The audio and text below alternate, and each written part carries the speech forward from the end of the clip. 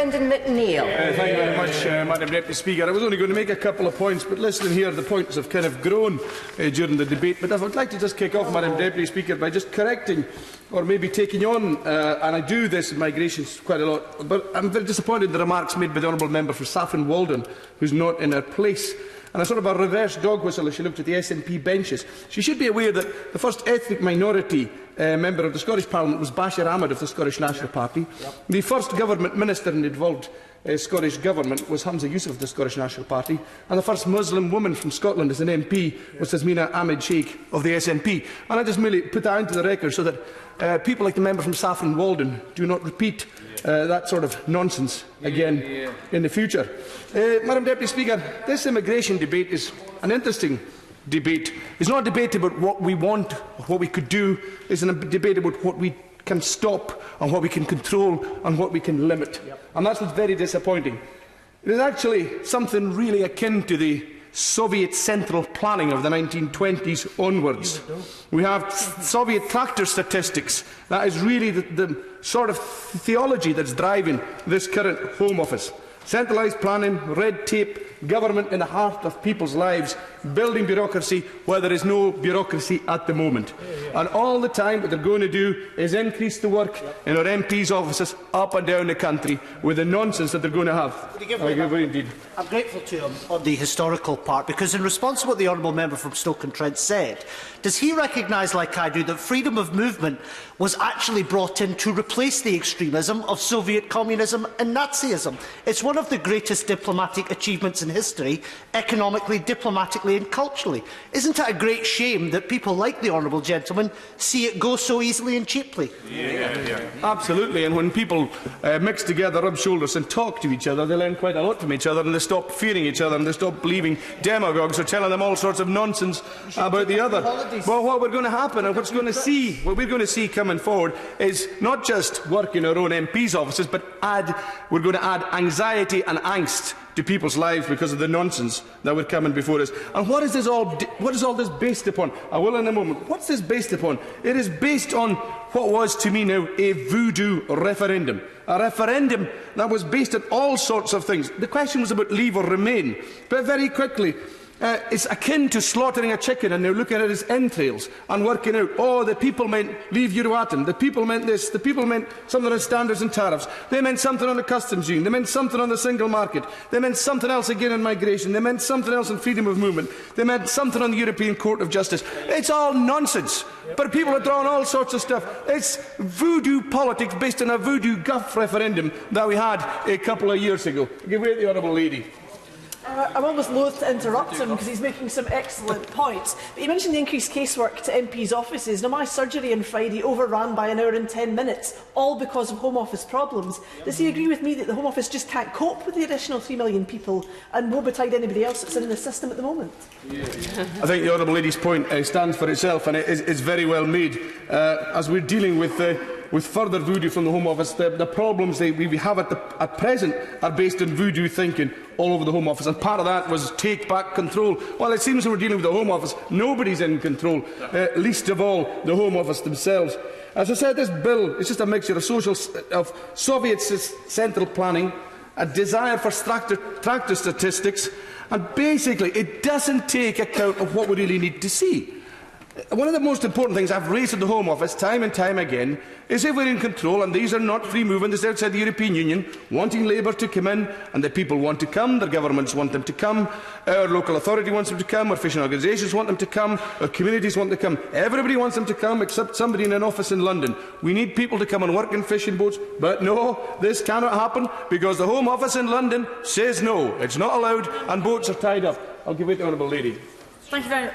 I thank the Honourable Member for giving me his constituency, like mine, depends a lot on EU immigrants. In my constituency, it's in the education sector and in health, and he's mentioned fisheries in his. Would he also agree with me that the Home Office needs to think about allowing people who come here as asylum seekers to work earlier, to make a contribution to the economy and to help the economy rather than robbing them of their dignity? Hear, hear. Absolutely correct, and I think the point has been well made by many MPs, and the argument is there. If it wasn't for the voodoo thinking within the Home Office, if normal people were allowed to decide this would be happening, and to everybody's benefit.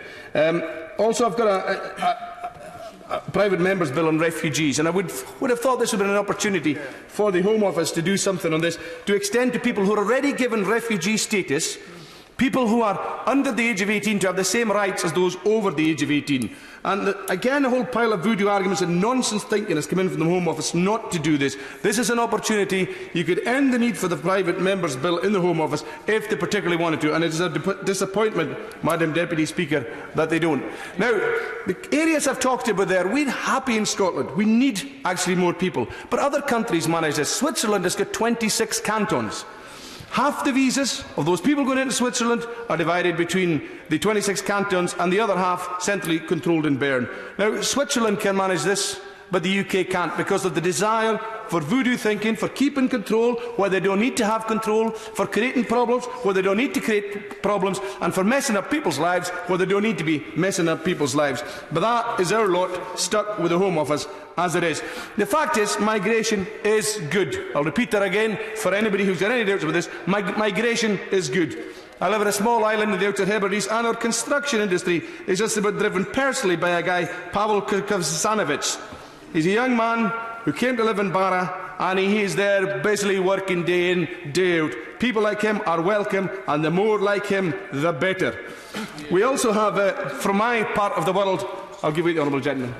To the Honourable Gentleman for giving way. Why does he feel, after 12 years of SNP government in Scotland, that while other parts of the United Kingdom have a net increase in immigrant population, Scotland's population doesn't really move? Thank him for that. I will probably answer by that. If you look at the part of the UK that became independent 96 years ago, now enjoys 5 to 6 times greater growth, because when you control all the levers of the economy, you find that these things increase and improve.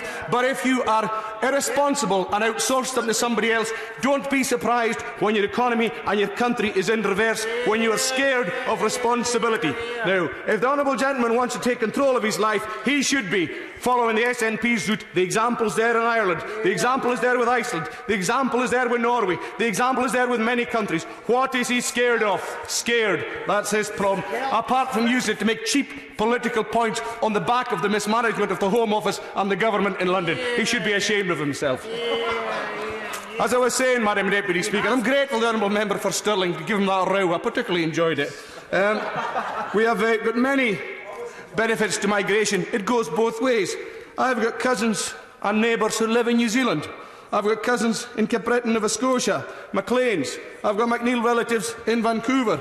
We've all benefited from this movement of people, and if they're watching, Madam Deputy Speaker, just a quick hello to them indeed. It's great to use the House of Commons for that opportunity. But we have to understand that they have contributed to New Zealand, to Canada and to many other places. And our country, as I made out, and as I signalled from the presence of Pavel Kozanovic from Poland, are helping us as well. Now, the member from Ochil in South Perthshire, a colleague of the member from Stirling, made a more sensible intervention earlier when he said the problem is a lack of resources following.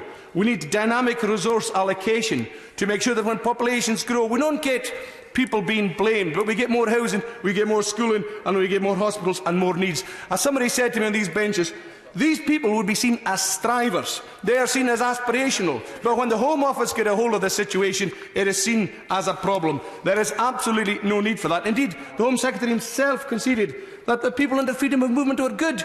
The students were good. Everything was good. They're helping our economy. They're paying more tax than they're taking out. You're actually better off from a governance perspective to have people from other countries who give more than they take out than us who are from the country itself, because we tend to take more out than we're putting in. Hence, the UK has had a deficit since 2001, a black hole. It's not paid its own way in all those years.